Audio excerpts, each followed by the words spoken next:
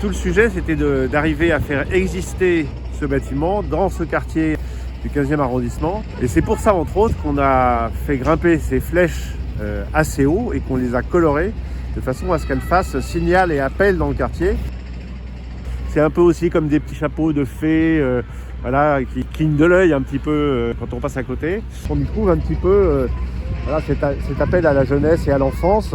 D'ailleurs, c'est drôle parce que juste à côté, il y a un square pour les enfants et les jeux ont les mêmes couleurs à peu près que celles qu'on a utilisées sur ce projet. On se dirige vers le bâtiment en empruntant une rampe qui va rejoindre une plateforme qui sera donc au niveau du bâtiment. Et de cette plateforme, on pourra entrer directement dans une circulation couverte à l'abri de la pluie, qui sera ici l'entrée du public. Et là, on arrive donc directement dans l'espace d'accueil, baigné de lumière naturelle en permanence. Là, on peut dire qu'on est dans un système qui est quasiment terminé.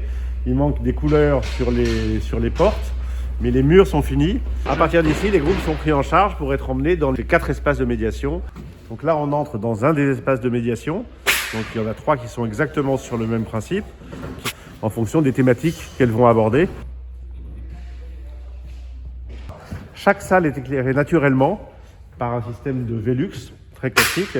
Ces Velux sont un système d'occultation, et donc on pourra faire le noir dans les salles en fonction des besoins de chaque expérience.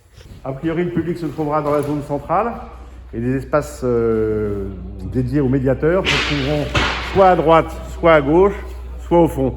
Il y a des configurations différentes selon les salles et les thématiques abordées. Et on arrive maintenant dans la partie planétarium. Donc là, au contraire des autres salles, pas besoin de lumière naturelle. Donc on est dans le noir total. Et donc c'est au milieu de cet espace que va se construire la coupole, qui va servir de support à la projection d'images du planétarium. Le planétarium a une sortie de secours qui se passe là-bas, et sinon une sortie principale qui se trouve de nouveau dans l'espace de circulation générale, qui est la sortie normale de tout le public qui aura fait les 3 espaces de médiation et le planétarium. Alors évidemment, le chantier n'est pas terminé, il reste donc tous ces aménagements extérieurs, les rampes et les escaliers, et l'habillage de la partie basse. On ne verra pas le dessous.